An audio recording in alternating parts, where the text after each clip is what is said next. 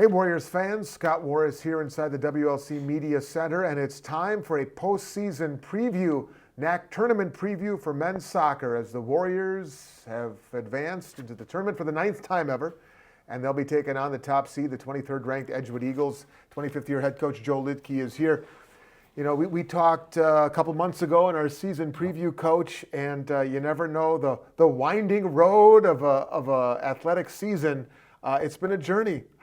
Ups and downs, highs and lows, but in the end, you guys qualify for the tournament again, and you do it after a really solid night, 0-0 against MSOE in the finale. So I imagine you're buoyed by that a little bit, and the team is too.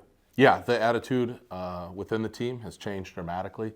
We had early practice this morning, and it was lively, spirited, a lot of smiling faces, and I think the guys just appreciating what we termed extra soccer, right? So this is the bonus season, extra soccer. We love to be practicing when the regular season's over. Mm-hmm. Go back to the other day in the finale at home with MSOE.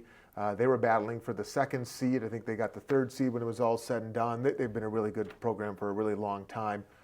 What did it say about your team to come out of there with the shutout, with a tie against the 3rd seed, about what you might be able to do, not just against Edgewood, but who knows, maybe beyond? Yeah, I think, it's no secret we've had some injuries and some key injuries. We addressed that before the game, which I think was crucial. We had probably, our expectations were that with the injuries, nothing was going to change. And I think that was probably a false way to look at things. So before the game against MSOE, we kind of laid on the table and talked about, hey, with the injuries that we have, we maybe need to approach our expectations with more of an underdog mindset. And I think that just helped take some of the pressure off the guys, thinking of it that way. But I think what it says is that our formula still works. We still have a formula. And if that on any given day is defending and doing it together and working hard, then so be it. And I think that game showed that we can still play our way, even if we are a little banged up, and the guys can still believe in it. Mm-hmm. So I think it was really important from that perspective. Yeah, I mean, you mentioned a good point, and I know you'll never use it as an excuse, but injuries have played a role in, especially the way the last maybe 3 weeks have kind of played out, and you lose the minutes and the availability of some true all-conference type talent that impacts the game. Who have you seen maybe in the absence of some of those guys step up, maybe do little things that fans don't realize, but you and your coaching staff see?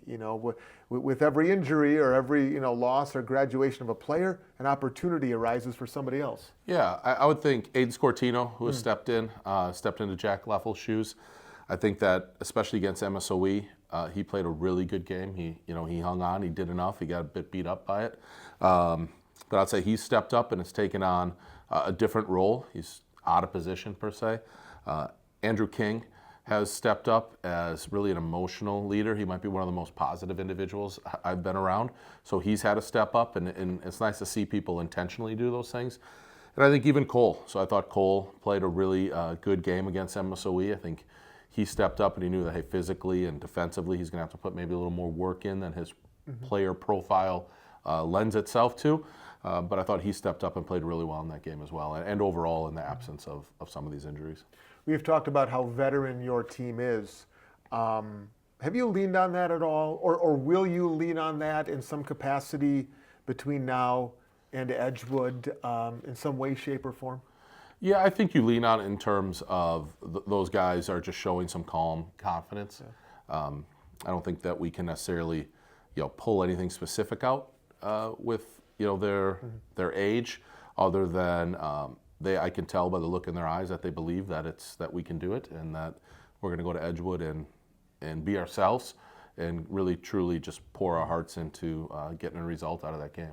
You talk about carrying some momentum, if you can, from the MSOE game into this matchup with the number 1 seed at their place, and I'm curious to see how Puma Galvin, who was special against MSOE, a season high 10 saves, and using that most recent memory to fuel him. And I know a lot fuels him, but do you talk to him at all about the matchup with Edgewood, or how do you see him right now in this moment?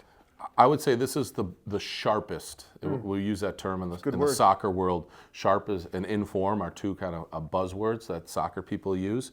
It's really, you can't necessarily define it 100% other than he's really on point, right? So this is probably the best that I've seen him be in the moment as a goalkeeper. And goalkeepers age really well. And he's just his development where he's at. You know, he moves his feet. He makes saves with his feet. And I think even in the tough stretch that we had where we lost some games in a row, Puma played well, and he came up with really big saves in those games. So I think having him be sharp, be in form, and then what we're really relying on Puma right now, and this is a conversation I have had with him, is his vocal leadership throughout the game. And that's something we've really been working on all season long, is who's the voice that is going to pick people's heads up? Who's the voice that's going to give the right message for us to end a game, for us to come back if we're down? And that's something that we're really going to rely on Puma as well. Yeah, he said in our post game the other night, he said he lost his voice 15 minutes into the game. He's certainly carrying through with your request in that respect. Okay, let's talk a little bit specifically about Edgewood. And you got to tip your cap to the regular season champs. They went 16-1-2 overall this year, 10-0-1 in the conference. That one blemish in the conference was at Warriors soccer field when you guys played them to a 0-0 draw. How much and to what extent do you look at those 90 minutes and implement that game plan or draw from and apply, hopefully, to Sunday afternoon? Yeah, we're going to go through that film for sure, very close, and pick out the things that we thought that we did well. And we're also going to use it for ways that we can improve upon what we did, especially with the ball. I feel like we need to do a better job of keeping the ball. That's one of the better ways to keep them off of the attack, is to have a little bit more of it. But they're really well coached, have very, very good players. So we expect them to come out and do some different things as well. So I think it's going to be, can we match the intensity level of a game like that? Can we meet the physical demands? And then, can we implement our formula? And at the end of the day, it's no secret we're trying to keep it close, and we're trying to be opportunistic against a team like that. I don't believe in luck. I think you create your own luck, but we definitely would appreciate some proper bounces our way in a match like that as well. A favorable carom or two. Yeah, there you go. Would be nice. There you go. Real quick, schedule-wise, you said this after MSOE the other night. You and your staff kind of wanted to get together and, okay, now how do we lay out the next, I guess it would have been 3 days at the time.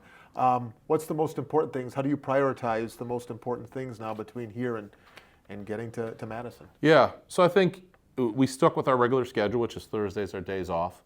So we didn't mess with that. I was tempted to, but we didn't. I think we just prioritize, being sharp with the ball. We prioritize health at this time, so that it doesn't make any sense for us to go out and really, kill each other or go at it in any sort of inter squad competitive way. So I think it's just really paying attention to details, trying to give as many uplifting messages as well, letting guys rest that need to rest. And I thought today was, like I said before, today was a really good, energetic session, and I'm happy with how we performed today. Is there legitimacy to the clean slate mindset and kind of a fret? Let's take a breath. Regular season is over. Now we start with kind of the next season. Is there anything to that? I think so, because I think especially when you're coming in as an ace seed, right? And I think we have to embrace that underdog mentality, and I think it's a freeing mindset. And I always think that players play the best when they play free.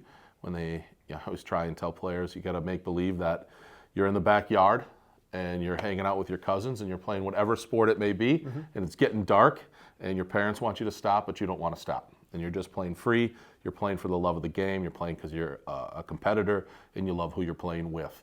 And if we can adapt that mindset and just play free, at the same time, it's the balance of, right? This is a big game, and it's really truly being a competitor, matching the intensity level, and coming out and really trying to win as many physical battles as we can. And to enjoy it. There has to be an element of enjoyment in all of this, right? 100%, for sure. Absolutely. Yeah. All right, so it's the Warriors traveling to Edgewood. It'll be Sunday at 1 o'clock. quarterfinal round of the conference tournament. Of course, tourney time means win in advance, lose and go home. It should be something. Coach, best of skill on Sunday. Thank you. And Appreciate beyond. We'll be following WLCSports.com.